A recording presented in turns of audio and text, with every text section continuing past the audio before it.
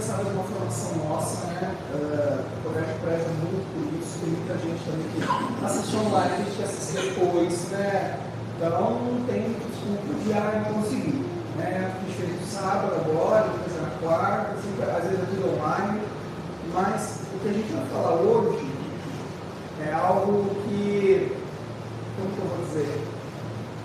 A gente acaba às vezes pecando. Inclusive a gente como educador, como professor, a gente acaba pecando que é comparar.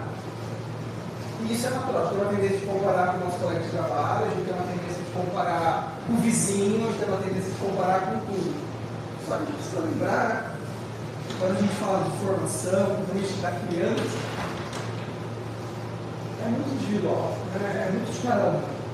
E quando a gente começa a perceber que eu tenho que olhar para o meu filho e para o avanço dele, e não do amiguinho da sala, eu acho que eu ganho uma tranquilidade até mesmo de como resolver e de como ajudar o processo de crescimento dele, porque na verdade quem educa e quem informa são vocês. A diferença desse colégio do colégio da outra esquina é que o que você fala em casa, aqui reforça. E eu acho que aí a gente já fez o círculo completo. E qual o grande problema? Eu falo uma coisa quando a gente falou. Eu falo uma coisa que o amiguinho que acredita em outra coisa. Aqui não. Aqui, por causa do nosso perfil, por causa do que a gente acredita, o que falando em casa vai falar o quê? Ou seja, e os amiguinhos também vão falar a mesma coisa. A gente vai formando um perfil de professor, um perfil de família, e graças a Deus esse perfil só vem aumentando. E gente desejando fazer parte desse perfil. E aí, a gente sempre precisa lembrar que quando a gente está falando de crescimento, a gente está falando de algumas idades muito claras. O que eu vou falar aqui é basicamente uma criança de 0 a 6 anos. Ah, mas o meu filho tem 7. Ah, mas o meu filho tem 8. Veja, não é porque o seu filho tem 7, 8, que o que eu vou falar aqui não aconteceu com ele. Ou o que você ainda pode fazer para potencializar isso. Isso começa, para a gente entender, através de um grande erro que a gente teve na vida de achar que a nossa mente manda na gente. Sabe aquela teoria? O que você acredita acontece. Basta pensar que tudo. Desde o século XVI para frente, principalmente através de alguns pensadores, foi se criada uma ideia de que a razão é a detentora da verdade. Tudo que é racional, tudo que é científico é válido. Só que veja, se for só por aquilo que eu acredito, ou aquilo que eu quero na minha mente, não dá acordo. Tem gente aí que acha que é um cachorro e anda com um cachorro. Ou gente que acredita que é um gato. Não sei se alguém já chegou a ver vídeos assim, mas é assustador. A pessoa ela chega a se lamber. Tem um cara que morreu recentemente nos Estados Unidos porque ele mudou todo o corpo dele para gato. Inclusive colocou pelo, bigode, orelha. Porque a cabecinha dele entendeu, a razão dele achou que ele poderia ser um gato. E aí você tem aquele que acha que pode ser um cachorro. Esses dias uma mulher foi mordida lá nos Estados Unidos porque ela estava na porta de uma lojinha de posto de gasolina e ela latindo lá, não tem lá, fica fogo, né? Um ser humano latindo na porta do estabelecimento para entrar, aí vem um cachorro e mordeu ela de verdade. Fica um cachorro mesmo. Mas ela achou na cabeça dela, desse mundo louco, que acha que aquilo que está aqui é a pura verdade, que vai acontecer, de que ela é um cachorro. E aí você vê essas esquisitices acontecendo. Há um ponto de termos uma grande culpada nos anos 80, 90, que foi a Xuxa. A Xuxa ela tem uma música que ela fala assim, tudo que eu quiser, cara lá de cima, nem tudo que você quer, cara lá de cima vai te dar. E às vezes nem o que você quer vai chegar perto daquilo que você sonha ter. Mas foi criada a ideia de que a razão manda no corpo. E esquecemos de alma, que na verdade é o grande nome disso tudo, de espírito e da dimensão corporal e afetiva. E aí tem um ponto importante aqui no colégio, que a gente está olhando para tudo isso. Então, ser cristão / ser católico não tira a sua dimensão corporal, a sua afetividade, os seus desejos. É normal. É normal que eles vão ter desejos, é normal que eles vão ter vontades, é normal que eles vão começar a falar de A, B, C. É normal. E por que é normal? O ser humano fez um corpo perfeito, que quando integrado na verdade, na beleza, na graça, traduzindo Deus agora é coisa dele. O casamento é perfeito, porque tem a dimensão corporal, a espiritual e a dimensão da graça. Então, isso é o primeiro ponto que a gente põe aqui na mesa, que é o seguinte: não dá para acreditar apenas na razão. A gente é formado por afeto, a gente é formado por vontade, e aí a gente mente, aí a gente engana. Meu filho está na escola católica e ele mente. Você mente? Por que seu filho não vai mentir? Ele é um ser humano, né? Ele é um pecado natural. A gente tendencia para o pecado, a gente tendencia para o erro, a gente gosta do que é errado no fundo, porque infelizmente tem uma marca ali. E somado então toda essa razão, existe um outro ponto que as escolas de maneira geral vêm criando, que elas vêm ajudando ao aumento do analfabetismo. Isso vem do quê? Há dois grandes métodos de educação, de alfabetização. Você pegar qualquer apostila, do tema, do vila, do integrado, qualquer apostila, a nossa, inclusive, elas são apostilas de conteúdo, mas elas não são apostilas alfabetizadoras 100%. A apostila, talvez, do maternal 1, maternal 2 e jardim, mas eu digo assim, porque eu quero que vocês entendam, que nenhuma apostila é plenamente alfabetizadora, a não ser que ela esteja escrita alfabetização. Por isso que a gente tem tanta apostila extra, por isso que a gente trabalha com tanta folha extra, porque para alfabetizar não dá para se prender no material. E aí tem dois métodos clássicos de alfabetização. Ou a gente vai para o método globalista, global, ou a gente vai para o método fônico. E aí, quando a gente traz lá o método fônico e tal, que é o nosso método, por sinal, que 90% dos países que hoje estão lá na frente utilizam o método fônico, não só porque ele tem uma estrutura científica comprovada, mas também porque ele, de certa maneira, gera na criança a decodificação da palavra. Traduzindo para vocês. Quando o seu filho vai para uma escola que não tem método fônico, ele vai aprender ali, basicamente, a decorar a palavra. Maçã, pera, abacaxi, garrafa. E o que isso vai gerar ali? Uma falsa ilusão de que ele está sendo alfabetizado. Então, isso é muito rápido, porque ele decorou aquela palavra. Só que decorar não é decodificar.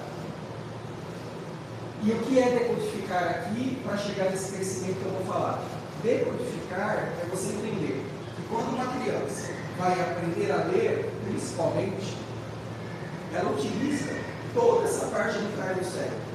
E essa parte de trás do cérebro não entende palavra. E aí a gente tem que entender muito, claro, a gente brinca muito aqui, mas quando a gente lê, por exemplo, a palavra panela, você está escutando panela, mas na sua cabeça, nessa parte traseira do seu cérebro, você não entendeu panela, você viu o som do P, não é pá, na sua cabeça, e aí todas as letras que vocês olharem, tem um jeitinho de pronunciar, mas Mateus, a minha criança não fala nela. O seu cérebro decodifica assim. Então o que acontece? Nós ensinamos a decodificação da palavra, como isso chega na cabeça da criança. Quando ele começa a ler a letra e depois vai juntando as letrinhas para uma palavra, na cabeça dele, no fundo dela, está no fundo lá o som da letra se formando. Por isso que o método fônico é um método comprovado cientificamente. E ele somado à memorização é sucesso. Por isso que nossos alunos memorizam tanto. Por isso que nossos alunos guardam tantas coisas. Ontem mesmo, estava no segundo ano, eles decoraram um poema inteiro, que a professora Dani da tarde, inteiro, de manhã também lá no primeiro, é assustador. Você dá e já pega, você dá e já aprende. Por quê? Processo de memorização. Por que a gente aprendeu ao longo da nossa educação? Não precisa guardar nada, não precisa memorizar nada. Só que quando você vai fazer o vestibular, o que você aprende? A memorizar. Você só consegue responder aquilo porque você memorizou aqui em algum momento. Então veja, o processo de alfabetização desse colégio, ele parte desse princípio. A gente decodifica a palavra, decodifica a letra, junções, memória e letramento e leitura. E aí que chega nesse nosso processo de crescer. Porque crescer, né, eu estava pensando sobre isso quando escrevi o texto, é justamente uma loucura. Porque não é simplesmente uma dimensão do corpo, não é apenas uma dimensão intelectual, mas também é afeto, sentidos, vontades. Eu vejo lá o meu, está 1 ano e 2 meses. Ele tem crescimento constante. Ontem eu descobri que ele consegue fazer isso, o dedo. Né, passar as cores. Como que ele consegue fazer isso? Oh, meu Deus do céu! Onde eu perdi o crescimento? O que pra gente é super normal, para ele, normal, foi um muito explosivo. Então, tem uma revista científica de neurociência que fala justamente isso. Ó. As mudanças da Elis, as mudanças do Beck, as mudanças do Davi, são influenciadas por duas grandes combinações genéticas, e é uma tendência. Né? Uma pessoa fica, nossa, o seu pai é muito inteligente, nossa, a mãe é muito boa nisso. Há uma tendência genética e comprovação para isso. Né? Eu vejo, por exemplo, o pai sempre gostou de escrever poesia. O que deu em mim? A mesma coisa. Ah, por quê? Uma questão genética, meu Deus. Talvez a genética do outro é jogar bola, talvez a genética do outro é tocar música. Eu não tenho genética para música, não sei nem pegar um violão. Só que não é só genético, ele também é ambiental. E aí entra a casa de Giovanna. Aí entra a casa de Giovanna. Aí entra a nossa casa. A nossa casa tem uma influência no processo desse crescimento. E a gente tem plena certeza de que as repetições de uma criança, 90% são repetições no ambiente que ela vive. Ou por que você acha que seu filho aprendeu a rezar em latim tão rápido? Ou por que você acha que seu filho, sei lá, faz o sinal da cruz? Ou por que você acha que seu filho cobra aqui na missa? Porque o ambiente que ele frequenta basicamente o dia inteiro, ou pelo menos metade do dia dele, traduz isso. E aí em casa, se esse ambiente colabora para isso, a tendência é só maximizar a captação. E aí, o cérebro de uma criança está nessa constante transformação.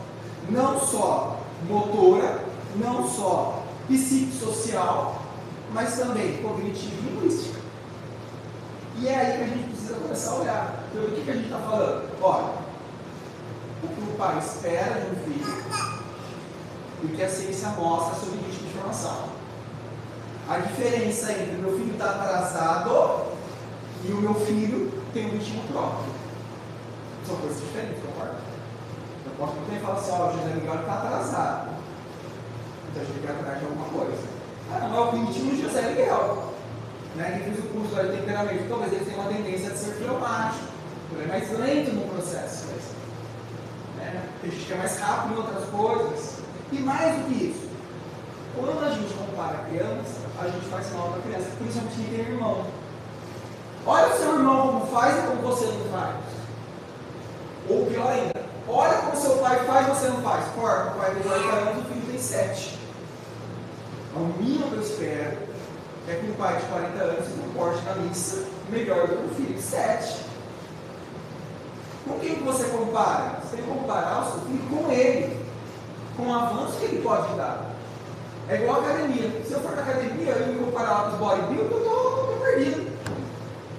Agora, se eu comparo o meu crescimento de fevereiro para dezembro, se eu olho no espelho, para o meu reflexo, não para o cara que está levantando 50 quilos, quem ganha com isso? Somente eu. Então, esses são alguns marcos do desenvolvimento do Henrique, do desenvolvimento da Mariana, do Diego, do Juliano, do José. Né? Há marcos desse desenvolvimento, que são basicamente 4. O primeiro marco é o pessoal social. Então tem criança que, socialmente falando, é super desenvolta. É aquele que vai com todo mundo. É só ela vem, já vem com o braço assim. Né? Que tende a brincar com as crianças. Agora tem criança, isso vai ter mais dificuldade para se desenvolver. Mas, porém, o desenvolvimento motor fino vai estar muito mais envolvido do que essa mesma criança, às vezes, que tem uma sociabilidade melhor. Que vai ser diferente, por exemplo, de uma linguagem. O que a gente percebe? Vó então, né? Meu filho fica lá na minha sogra. Porque o filho, o José da Dirce, ele não faz o que o José Miguel faz. Olha o José Miguel, ó, muito inteligente.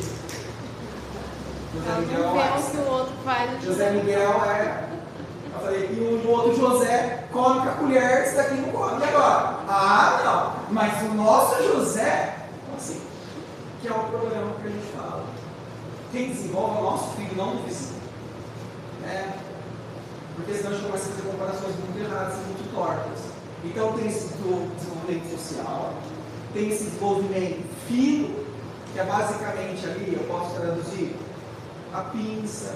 Por exemplo, esse negocinho do dedo do José Miguel, né, de virar a folhinha assim. Isso é um desenvolvimento é delicado. Né? Ao mesmo tempo, se eu der uma colher para ele começa a ver, porque não tem desenvolvimento fino, estruturado, ainda como a gente. Porque a gente, é muito fácil pegar uma colher para a gente. Errado seria se eu estivesse batendo a colher aqui. Aí eu teria que atrás de um médico. E a linguagem também. A linguagem é um processo natural. Que ela vai começar lá com 8 meses, 10 meses. Por exemplo, eu tenho colegas de 8 meses que querem começar o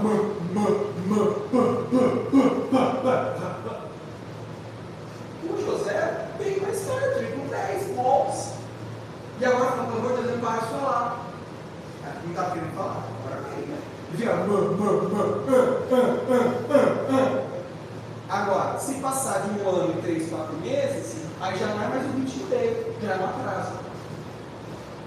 E existe uma tabela, uma tabela do Denver. Eu vou pedir para a Larissa depois colocar no grupo, porque ela é muito boa. Que ela vai mostrando e como que ela funciona. Ela é basicamente o seguinte, ela pega onde é o início e onde é o fim. Então, o estudo mostra que 20% começou com 1 ano. E 90% começou com 1 ano e 3 meses. Então eles fazem essa comparação. Então quer dizer que com 1 ano eu tenho que estar andando? Não. Com 1 ano, 20% das crianças começaram a engatinhar ou andar, né? E com 1 ano e 4, 1 ano e 5, estava andando com apoio. Então nosso filho tem que estar dentro da estrutura. Qual filho? O meu, não o Henrique. Por que interessa o Henrique? Não. Com todo amor, misericórdia. Isso não interessa. E existe então ainda o motor grosso. E o que é o motor grosso? O motor grosso é andar, pular, correr, saltar, ficar com uma perna. Por isso que a gente faz basicamente todo dia circuito motor aqui. Porque se uma criança anda direito, senta direito, pega as coisas direito, automaticamente a aprendizagem dela vai ser melhor.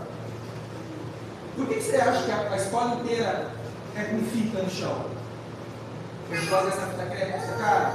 Não, por quê?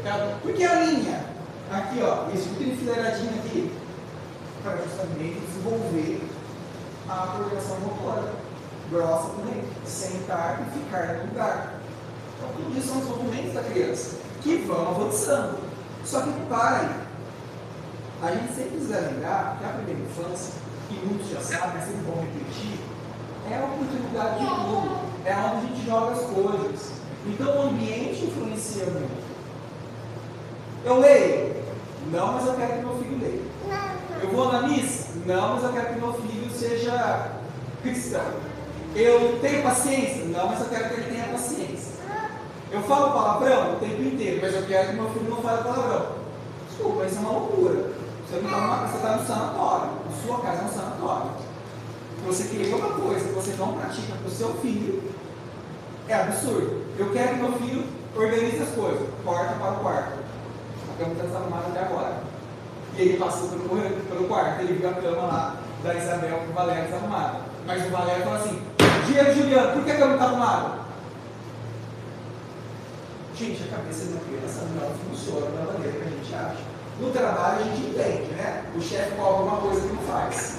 E a gente fala, beleza, é o chefe. Mas na nossa vida de casa, o grande educador, e acho que vocês têm plena consciência disso, somos nós. Principalmente a figura paterna. A figura paterna tem o desenvolvimento de uma criança, principalmente de um menino, assustador. Mas assim, tem umas 4 pesquisas muito importantes nos Estados Unidos, que foram feitas em 2014 e 2023, eu acho, que mostram a influência paterna no caráter formativo de um menino. E, consequentemente, também das mulheres. Ah, mas então você está dizendo que quem educa, não estou dizendo nada, que é o pai que educa, que é a mãe que educa. Não é nada disso. Eu estou colocando é que é natural que a gente olhe para quem se assemelha a gente. Ou você acha que a Elis vai olhar, mas a Diogo vai falar assim, mas a Elis é o grude do pai dela. Tudo bem, a gente não escolhe grudes. Mas certamente a Elis olha para a mãe dela, porque ela vê nela, Elis, a Elis do futuro.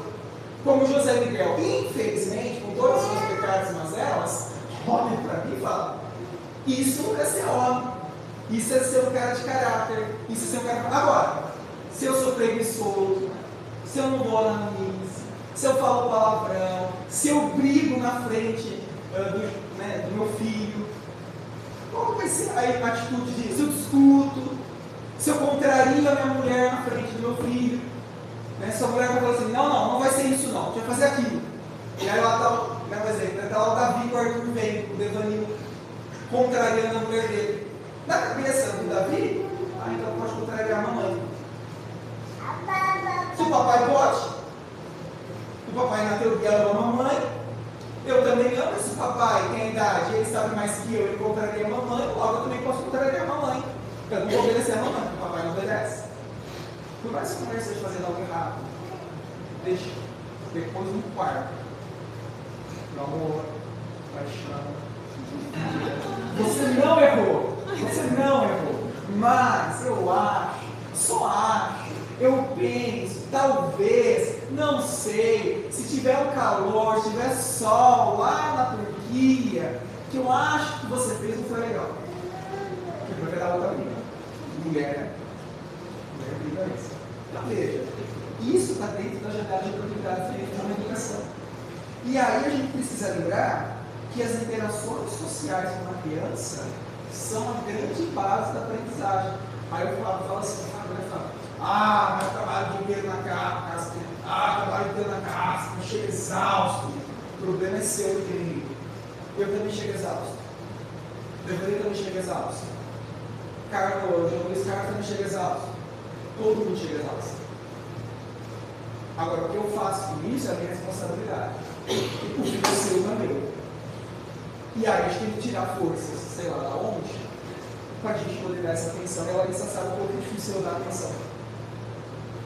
No sentido de dizer assim, eu preciso estar ali.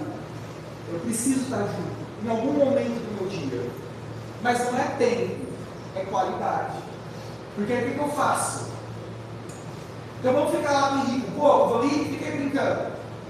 Nossa, puta, São Paulo perdeu de novo, cara. Cruzeiro não vai, né? Nossa, Palmeiras. Você não ficou com o seu celular. O seu ego massageou. Seu ego foi massageado. Que era aquele nosso 40 minutos lá com o Henrique. Na praça, não ficou nem 5 minutos com ele. Porque ficar com uma criança é um tempo de qualidade. E no meio do ano a gente vai ter um curso sobre as 5 linguagens do amor na educação dos filhos. Então, como as 5 linguagens do amor se desenvolvem na relação dos filhos, eu estou estudando e preparando isso da meia-noite às 6. Mentira, né? Mas para a gente poder olhar para isso, porque tempo de qualidade muda toda a história. Não tem tempo para ir para o parque, mas todo dia você pega seu filho na escola. O que você faz? Ontem foi muito interessante uma experiência que eu vi, que tinha um pai do colégio que trazia os filhos uma música X lá. Sei lá que MC que é. Tá bom? E ontem eu pego esse mesmo cara, esse mesmo carro, uma música totalmente diferente e cantando com esses dois meninos. Claro, eu olhei olhei, observei, né, como bom observador. É isso. Ou seja, da onde eles vieram até aqui foi, sei lá, 15 minutos, nesse trânsito pelo público na barra. Poxa, foi super rico. Eu cantei com meu filho, eu conversei com ele, eu dei exemplo de vida para ele. E, gente, eles prestam atenção. Agora, uma história, meu filho não presta atenção. Eu estou lendo história e está lá. Mas é isso. A estrutura de uma criança se forma pela leitura, pelo vocabulário. É assim que a gente desenvolve a nossa criança. E a gente precisa encontrar momentos para isso. Porque depois, quando esse filho cai aqui e a gente conversa com eles relatam tudo isso. Papai conversa comigo. Papai chega cansado do trabalho. Papai não dá atenção. Mas por quê? Porque como a gente tem a tutoria, às vezes individual com cada um, a gente escuta, a gente vai perguntando as coisas para entender. Então veja, a nossa maior função como pai é a presença. E como mãe, consequentemente, a presença de estar junto, de conversar, de ensinar. Só que aí existe um problema.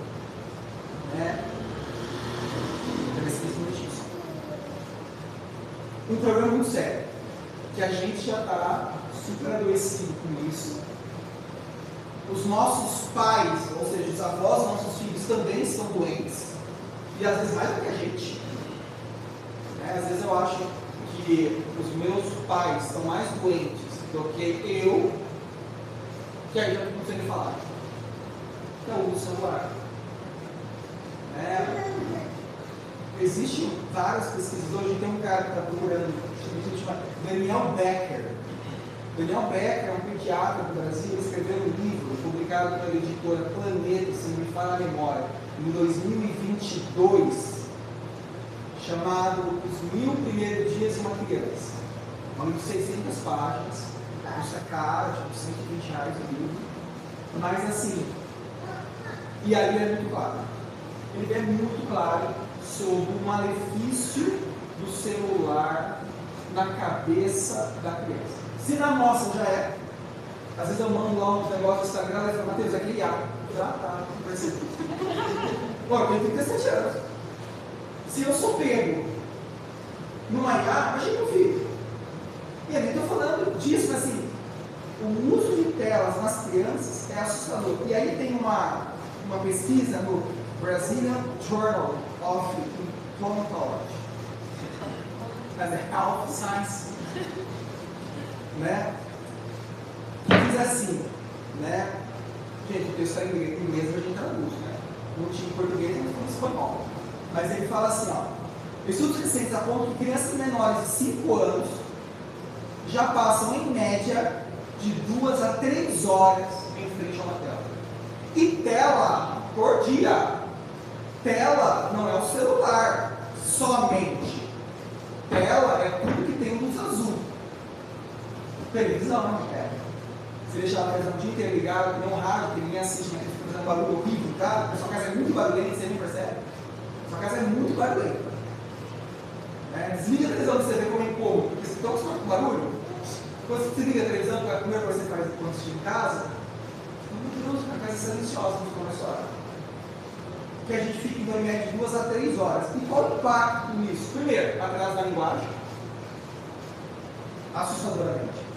Uma criança que fica muito tempo no celular, ele vai ter dificuldade na fala, que vai ter dificuldade no processo de alfabetização, que vai ter dificuldade no processo de se expressar, que a gente se expressa também falando. Depois, atenção. Só para vocês terem uma noção. Nós temos aulas aqui no colégio de meia hora. Por exemplo, cotidiano e virtudes. É meia hora de aula. Vocês acreditam que meia hora já é complicado uma criança prestar atenção? Sabe por que quando tem uma criança presta atenção hoje? Uma criança, eu estou falando de uma criança de 35 anos. Mais ou menos a nossa idade. 7 minutos. Lembra-se que as aulas tinham 1 hora de duração? 7 minutos de presta atenção de verdade. O resto a gente está ali. Imagina que nós estamos passando a óleo. Eu lembrei que estou amaciante. Eu já lembrei que, nossa, tem lá no mercado. Nossa cabeça já viajou. 7 minutos hoje. Imagina uma criança que está o tempo inteiro dentro de telas. E aí o que acontece? Era 1 hora de aula, foi para 50 minutos. Hoje tem escolas que fazem 45 minutos de aula. Por quê? Porque o tempo de sossego da criança é de 20 minutos, que ele para quieto. E dos 20 minutos, 7 ele está realmente concentrado. 7. Entendeu? Mas qual é o reflexo disso? Meu filho é assim? Não sei. Isso você tem que saber. Mas, se é uma criança que todo dia fica solto nessa babá eletrônica chamada celular, se ele não é, ele vai ser. Então, o que o celular gera? Estímulos. E muitos estímulos. Só que esses estímulos vão gerar o quê? Dopamina. E a dopamina é um mal no fundo do corpo. Porque aí quando a teacher foi ensinar inglês, e a teacher não está vestida de palhaço, vestida de tubarão, vestida de patati patatá, ela está com a roupa de professora. Graças a Deus a nossa sala tem 0 estímulos. Não tem televisão, porque não precisa. Não precisa televisão. Quando precisa de colocar um data show, transmite e tal. Por quê? Porque em muitos colégios, todo mundo como se fosse a tablet. No estado não existe mais apostila física, é tudo digital. Todas as aulas são em PowerPoint na televisão. Então o filho vai ficar a manhã inteira na frente de uma televisão. Isso já é o que na criança? É luz azul. E luz azul vai gerando desatenção e adrenalina, que vai gerar ansiedade, que vai gerar depressão. Porque o tempo da internet não é o tempo da nossa vida. Por isso que qual que é o grande mal hoje do século XXI? Depressão e ansiedade. Qual que é o grande mal de 21 anos hoje? Dos meninos. Sabe qual é? Isso que eu vou imaginar. Vale 1 ano de mensalidade grátis. Não sabe o que fazer? Mas fosse. Sabe o que é? Hoje, jovens de 21 anos, né, procuram especialista em disfunção erétil para tomar estimulante para ter ereção com 21 anos. Por causa da ansiedade e por causa desse estímulo rápido que é dado no mundo. Veja, se tiver 50 anos, sei lá, é o corpo respondendo a uma vida. 40 anos, 20 anos, porque ele já está cansado de tanto estímulo que ele sofre. E aí é pior ainda, porque a gente, na nossa vida corrida, uma vez eu publiquei no Instagram um negócio de celular, e uma mãe que eu conheço, muito querida, escreveu um textão: se você não conhece minha vida, você. Não conheço mesmo. E também acho que não quero conhecer, mas. Textão bravo comigo, falando assim: você não pode falar e tal. Não gosto, cara, não tem uma realidade. Forma. Mas a gente tem que ter noção do malefício que isso faz e das consequências que tudo disso. Ah, mas hoje meu filho mexe no celular, Mateus. Tá bom, não estou discutindo nada. Mas quando? É supervisionado? É com hora marcada? É junto comigo? E aí eu tenho experiência afetiva? Ou eu falo: Tó, brinca aí que é sua hora de brincar. E vou lá lavar a roupa. E aí nem sei se ele está brincando mesmo, se ele está jogando mesmo. Por isso que as crianças estão agitadas. E aí chega numa sala de aula, seja aqui, seja lá, seja onde for, e ela tem que ficar parada na frente de uma apostila, repetindo a caligrafia. Gente, é horrível para a escola. É horrível para a escola. Mas é a realidade do processo de alfabetização. Então, isso veio em decorrência principalmente da pandemia. A pandemia acentuou isso ainda mais. Fechou-se creche, lembra? As crianças ficavam privadas de experiência em parque, em qualquer lugar. Então, a tela foi a solução para isso. Só que a gente sempre precisa lembrar que nós temos um papel de ser presença para os nossos filhos. Então, quando a gente fala: ah, mas Mateus, está falando para não dar celular, né? Não estou falando isso, estou falando para você cuidar do seu filho. Né? Se você acha que é importante, então esteja junto. Assiste alguma coisa junto com ele no celular. Joga um joguinho junto com ele no celular. Ou melhor, joga um jogo de tabuleiro. Todo dia à noite a gente vai ter um joguinho de tabuleiro em casa. Ah, mas ele não consegue. Você nunca tentou. E claro, não é de um dia para o outro. Meu filho fica o dia inteiro no celular. Tá aqui, que nunca mais vai ter celular. Porque o Mateus. Olha, isso faz mal. Mas também não adianta, né? Não adianta. Você tirar. Você está lá. E eu peguei isso com o José Miguel. O José Miguel, ele pega. Ah! Ele já vai com o dedo. E é a primeira coisa. E faça a experiência com um bebê, ele fica fascinado, o olho dele não pisca, vendo aquilo. E aí, na hora que ele vê tudo isso, cara, ele só vê coisa ruim. E aí tem um conceito que é muito importante, que eu vou finalizar, chamado Braincoach, que significa apodrecimento do cérebro. Os reels que a gente vê, aqueles vídeos rápidos, ele gera esse hiperestímulo. Esse hiperestímulo vai apodrecendo o nosso cérebro. Por isso que a gente não consegue mais captar a realidade que está dada. A realidade do aqui e agora.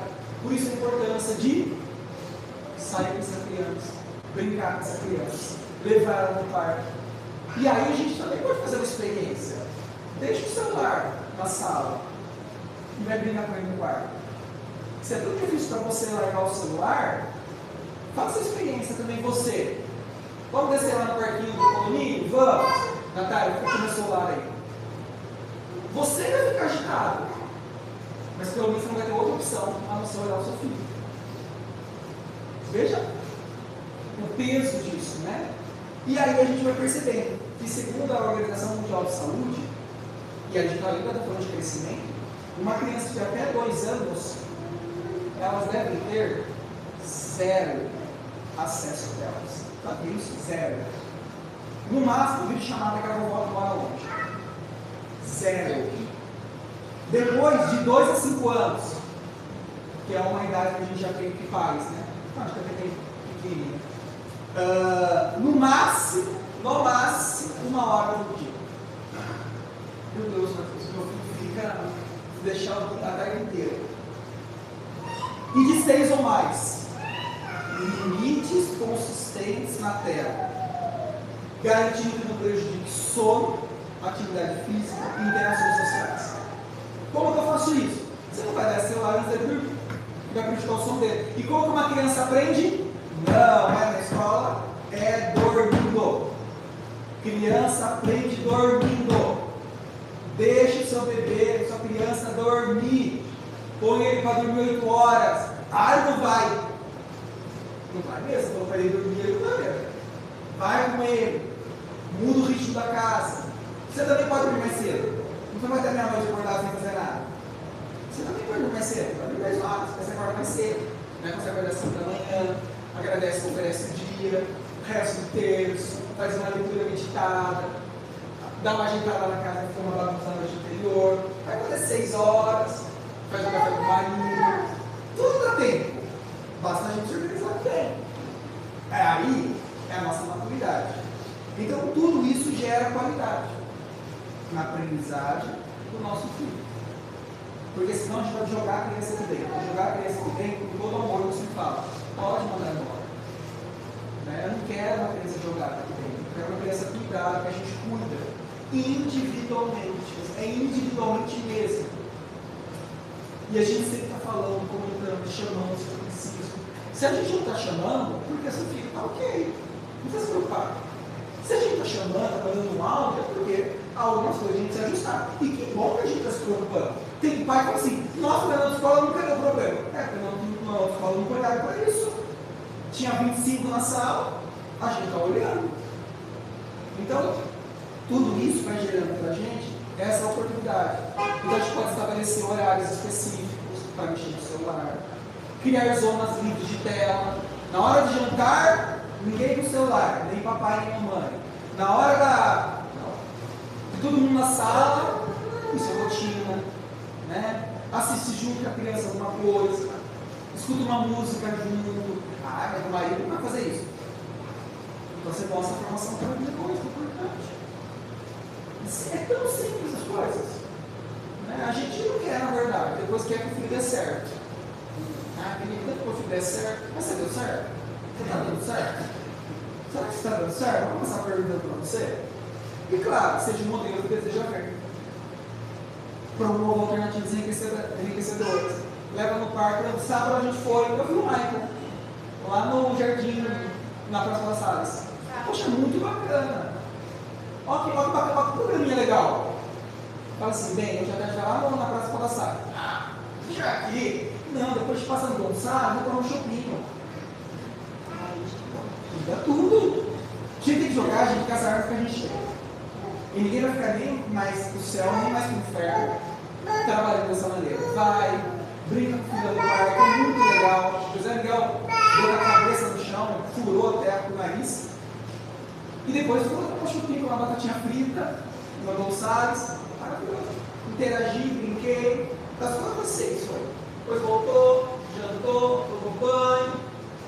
Sabadão. E claro, jogos de tabuleiros. Tem um monte de jogo aqui na escola. Não tem na cara. Nada impede de inspiração. Você recomenda um. Tem um monte de leva lá. Brinca lá com seu filho, tem um monte. Aí não sabe? Pergunta. Pergunta para a pessoa da associação, pergunta para a Mara, pergunta para o Gil, pergunta para a gente. Tem um monte de opção. E jogo baratinho para a família. Tudo isso então colabora para isso. E claro, conversas regulares, conversas abertas sobre hábitos digitais. O quanto faz mal, o quanto vem fazendo mal. Tá? E claro, finalizando, né? Quando que a gente busca ajuda? Quando a gente percebe que o ritmo é diferente de atraso. Né? Que passou da hora de estar fazendo o mesmo. Aí a gente procura. E quando antes a gente procura ajuda, antes a gente acha a solução. E onde a gente procura ajuda primeiro? Na escola. A coordenadora. Com o coordenador. Olha, eu estou percebendo isso do José. Na escola, o que a gente pode fazer? Porque, querendo ou não, a gente vai atrás de quem pode auxiliar. E veja, seu filho fica muito tempo aqui com a gente. Muito tempo. E agora já vai começar a integral, mas a gente vai ficar o dia inteiro. Que bom. Porque tem criança que vai ficar muito bem. Entendeu? Por quê? O pessoal vai ter o pessoal da tarde para amanhã, tá? O pessoal da manhã para a tarde vai ter que ter espaço. Por quê? Porque a gente vai dar rotina, direção, organização. Então, acho que esse crescer não é tudo ao mesmo tempo, tem daí mesmo. Mas a gente tem que se perguntar, será que a gente está crescendo? Será que a gente tem maturidade? Será que a gente está se abrindo com uma vida que vale? O meu sonho, eu sempre falo isso, é que meu filho queira ser como eu. O sonho do Devanir, eu espero, do Arthur e da Davi seja que não ser igual a ele. Melhores que eu, exatamente. Agora, pelo amor de Deus, e aí eu gosto, né? Vai falar assim, não seja igual ao seu pai. Então, mamãe, você tem que conversar com seu marido. Porque se você não quer que seu filho seja igual ao modelo que ele tem de referência, então a gente tem que sentar e conversar muito seriamente com o marido. Né? E claro, essa conversa não se faz no domingo, 4 horas da tarde, assistindo Corinthians, Palmeiras. Tatos, né? Ele tem que ter noção na hora de conversar. Entendeu? Então, assim, era basicamente isso. Que eu vou dar para vocês levarem. É muito bacaninha. Pode fazer em casal, pode fazer individual, que é um exame de consciência. Tá? São 4 blocos de perguntinhas que foi elaborada aqui uma galera muito bacaninha, para justamente a gente perceber como está sendo a minha presença com o meu filho. E o quanto o celular atrapalha a minha vida. Nunca mais. Você não quer? Não. Eu tenho.